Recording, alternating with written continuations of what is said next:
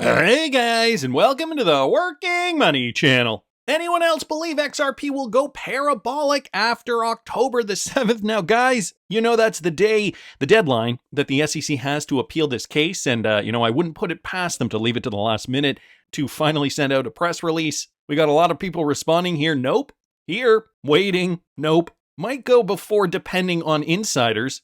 In XRP we trust. No, I doubt it. It will be mega bullish, of course, but nope, not parabolic. That's if there's no appeal, obviously. SEC appeal? No, it requires utility, one way or the other. And that was just a few responses here. I will link this in the description of the video for you guys if you want to read further. I think a lot of people felt somewhat bamboozled by, last year's decision when Judge Torres did decide to give XRP clarity. We did, initially see this spike in price for XRP. By the way, this is the XRP chart on the daily. You guys saw back on July the 13th, we did see that incredible move to the upside. However, it was not sustained. You know what it's really going to depend on, guys? It's going to depend on where the rest of the crypto market is at that time. Okay, if we do see October 7th and we do see major bull activity in the crypto space, then compounded on top of that, we see a bullish result and we find out that the SEC is not appealing. Even if XRP made the same kind of move as it did last year with that final verdict, that would bring XRP upwards of $1.18 per coin. And $1.18 kind of brings us in line somewhere in and around this zone here. So the top of this resistance level from back in November of 2021, as we were starting to see the entire crypto market go down, but also XRP failing to make a new high here. So, I mean, I could see this as being a possibility, based on where we're trading today. Again, this is going to depend on so many factors. Will it be sustained? Well, we have to look at, global markets as well as cryptocurrency in isolation. Julian Battelle here posting this. Okay, as you may know, we've been expecting global M2 to break higher.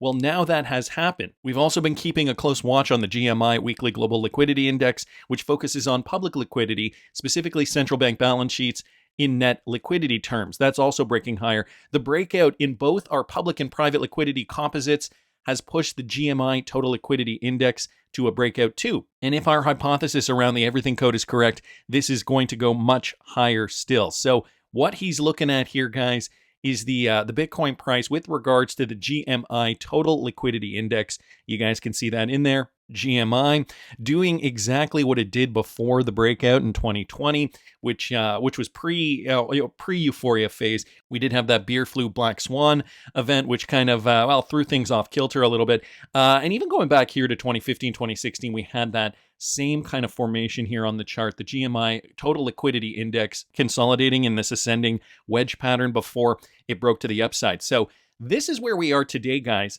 He goes on to say, historically, these breakouts have been great news for Bitcoin, and we usually see Bitcoin respond immediately.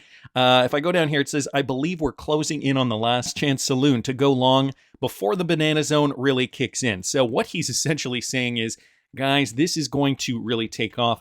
We are seeing all these other indicators take shape, forming what is looking like a very, very bullish setup for the next quarter, guys. October 2024 into December 2024, even Bitcoin here is really flirting with these former highs on the chart here. We did get about 0.4% away from the former higher low. So if we can break up above this former higher low, that would make a higher high. And guys, look at this, an engulfing candlestick here on the daily for Bitcoin. So Bitcoin looking very, very positive right now. You guys can see here on the chart over the last couple of hours, Bitcoin price has just been moving up. So that is positive news as well. The next few months are going to change your life. This one courtesy of Rect Capital here, analyzing altcoins. The next months will change your life, and here's why. We're breaking this multi-month downtrend, and we just need to confirm this breakout. When we look back to as far as mid-2021, notice that we saw altcoin market cap really overextend towards the upside, experience its harsh correction, and then form a support at this region before enabling a rally to new all-time highs for altcoin market cap. Just notice that in 2023 and early 2024, we built a reaccumulation range here before rallying to new highs for altcoin market cap in 2024 and now experiencing that massive correction. But just notice that we are producing downside wicks into this same reaccumulation area from earlier this year. We're seeing a shift in the buy side mentality. We don't need to see a deeper correction in altcoins because we're finding that buy side pressure at higher regions. Breaking out through here would enable a revisit of $780 billion level and maybe even rallying to new all-time highs for altcoins. So here, Rect Capital is looking at the altcoin market chart. As you guys can see, we are slowly breaking up above that trend line. But more importantly, wicking down back into this former accumulation range that we saw at the end of 2023 and into early 2024, which is also denoting that the altcoin market could rip very soon. Now, of course, XRP last and fast. Everybody is down on the cryptocurrency. I've been noticing it in the comments section. I'm sure you guys have also been noticing it on crypto Twitter. Jay Grissom here, who's been around for a while, says, wants to remind you guys of this. Everyone forgets that there was FUD against Ripple, and it was set up in 2013. People got paid to attack XRP. So I just wanted to remind you of this. Once I read this, I understood XRP is the true threat to all these other assets. Nobody attacks things that are not a threat. Even Satoshi himself said it was the most interesting because it distributed trust rather than concentrating it. I don't know if you guys remember, this is a Bitcoin Talk forum from back in 2013, and I just wanted to bring this to your attention. 2013, I was offered $550 to say that Ripple is a scam. I received an interesting message in my bitcointalk.org inbox today. It said that a user going by the name of Trade Fortress was paying forum members 5 Bitcoin to edit their posts in this thread to say Ripple is a scam. Paying 5 Bitcoin at that time. Could you imagine? This is the exact text he wanted each user to post. Ripple is a scam. Ripple is a get-rich-quick scheme for its creators, a private for-profit company. It is not open source. It is centralized, akin to PayPal rather than Bitcoin. For more information, visit ripplescam.org. So, again, guys, here it is, right here on the Bitcoin forum chat from back in 2013. So there are, in fact, paid operatives that are purposely. Now, I don't know how much of this kind of thing is going on now. I don't even know why anybody would pay somebody $550 or 5 Bitcoin at that time in 2013 to do this, unless they could gain personally from it. So just be wary, make sure you do your research, you know what you hold. For more information on what I'm trading this particular bull run, you can follow me. If that's something you're interested in, patreon.com/workingmoneychannel. I'm going to be having a live Q&A event for all the Patreon subscribers tomorrow, Friday, at 1:30 p.m. Eastern Standard Time. So if you're a Patreon subscriber, you will be getting a notification about that. Even Moon Lambo supporting this claim. Despite a bogus multi-year SEC attack, despite nearly 7 years of price consolidation, in an increasingly narrow range, XRP continues to be a top 10 coin. It's in the top 5 if you don't count stablecoins. Shouldn't that be of more interest to people? So, just kind of reiterating this point here, why would they attack Ripple? There's usually a reason for this. So anyway, I wanted to thank Jay, wanted to thank Moon Lambo, of course, Rect Capital here, Julian Battel, and XRP Crypto Wolf to start it all off. Now, looking at the macro market picture, could we possibly see a total of 75 basis point rate cuts by January 2025? And guys, what's this going to mean for the crypto market? This courtesy of King Valix here. I should point out this woman here, Kate Moore. She is a Blackrock chief equity strategist. And here's what she said to Yahoo Finance. We're in the camp of 25 basis point cuts for the next 3 meetings, another 75 by the end of January. And then we kind of think the Fed needs to wait a moment and really assess what is the impact at that point of a cumulative 125 basis points cut on the economy, on corporate earnings, before they make decisions about what they'll do for the rest of 2025. I tell you, the one thing that I was laughing a lot about last week is many times we dismiss or discount the dots, like, oh, these get changed all the time, forecasts are a moving target. And last week, everyone was obsessed with what the dots were as if it was an oracle. I think we need to recognize forecast change. Our forecast change, certainly mine do. So if they do cut rates even more, that means money will be cheaper to borrow, and that would mean a crypto rally, possibly, if logic does dictate what has happened in the past when people can borrow cheap money or even get free money. Beer flu lockdown. Anyway, let's keep moving along, guys. Crypto Eddie here posting this. Apparently, CoinDesk Japan just published an interview with Ripple president Monica Long, and she noticed 3 standout points here, okay? The Ripple USD coin, so the RLUSD, will first appear in countries or regions outside the United States where it already has a license. That's probably no surprise to anybody. Following our initial issuance, we will be evaluating how to properly enter a new market like Japan. Number 2, our payment service already uses both XRP and stablecoins, so USDT and USDC for liquidity. This happens behind the scenes, so customers don't need to know that we are handling these liquidity mechanisms, nor do they need to choose. Going forward, we will be leveraging the RLUSD for that stablecoin. And then number 3, we are also looking at ways to bring programmability to the XRP ledger in a native way. For example, we think that the community thinks so too, and there's a lot of potential for hooks to bring smart contracts to the XRP ledger. Now, Michael Branch here also bringing up this article. Monica Long does also talk a little bit about the lawsuit, but I think, the main focus here was the RLUSD. Basically, we're just awaiting the green light from U.S. regulators. She cleared that one of the main use cases for the RLUSD is settlements. Developers using the XRP ledger should be able to use the RLUSD for transactions. Long cleared that the stablecoin will not impact XRP's market share in payments. The payment service already uses both XRP and stablecoins for liquidity, as you did hear Crypto Eri just summarize in that last tweet. So the RLUSD will be for financial institutions and institutional investors. The stablecoin is backed by US dollars and treasury bills. US treasury bills, standard custody and trust will ensure transparency and issue regular certificates. So more positive news here, guys, regarding the RLUSD. We are probably going to be expecting that sometime next quarter 4, 2024. I mean, it would make sense if we do start to see that market seeing more action, seeing more liquidity, seeing more transaction volume. A liquid market is how these cryptocurrencies do thrive. So wanted to thank Michael for posting that. Also happened to see this from Eleanor Turret. Okay, so the advocacy group Stand With Crypto, interestingly, has not endorsed the pro-crypto candidate going up against the industry's nemesis, Senator Elizabeth Warren.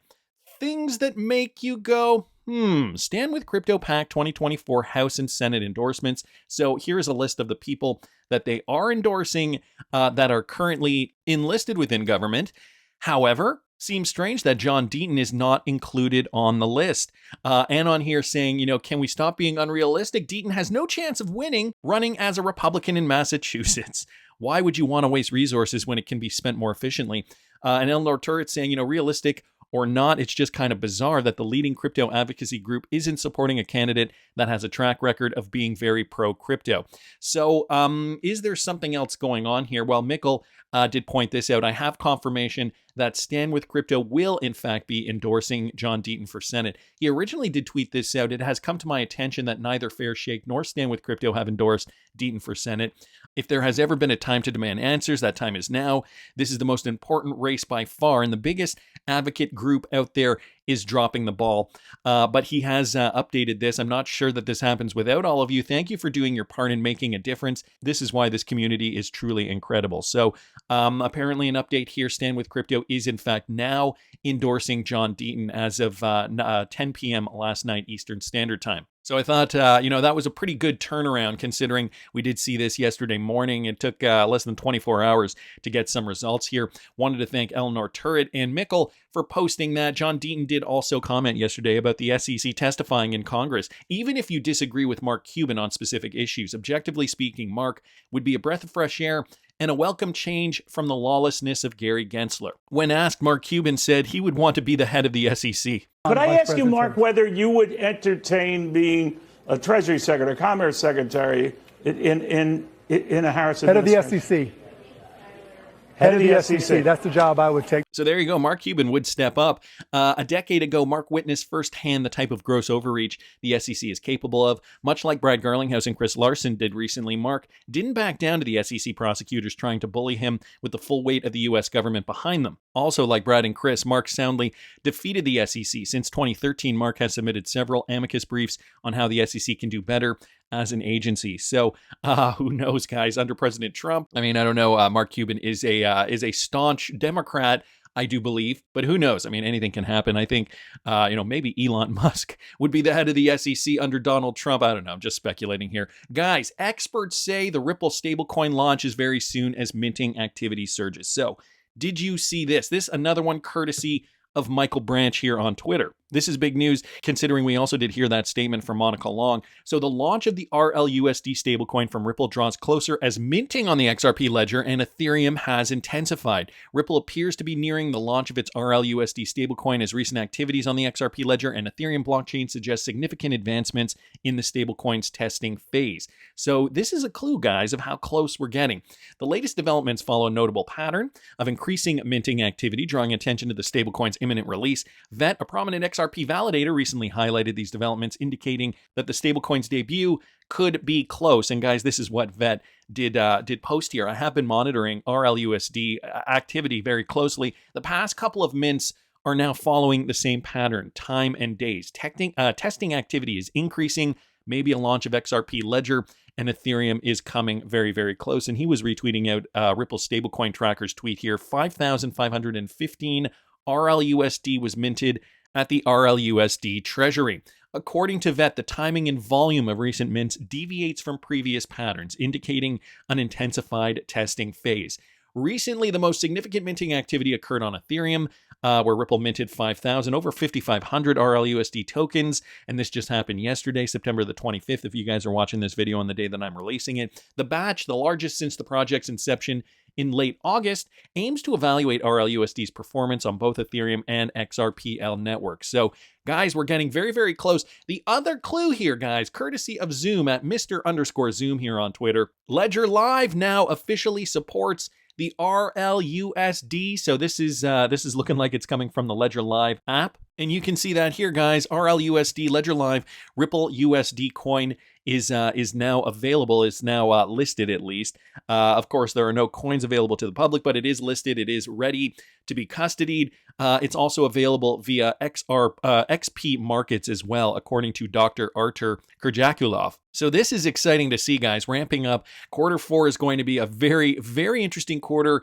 for more Ripple advancements, for the XRP cryptocurrency, and for politics, which will eventually shape crypto regulation in the United States. Guys, Bitcoin is now at $64,400 per coin. We're getting very, very close to that former high.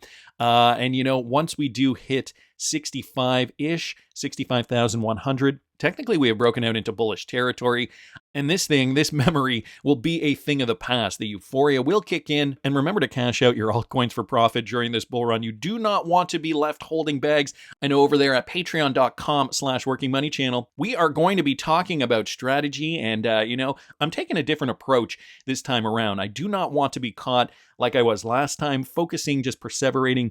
We're going to be looking at it differently, guys. For more information, you can follow me at patreon.com/workingmoneychannel. It is only $5 a month, and I've kept it affordable so that you guys can follow me, so that we can all be on the same side of the trade, trading against the FOMOers who are going to be coming into the market a year from now. That's just my opinion, but I want to hear what you guys think. Please subscribe to the channel if you haven't already. Like the video if you like the content I'm providing. I always love hearing your comments. See you in the next one, guys.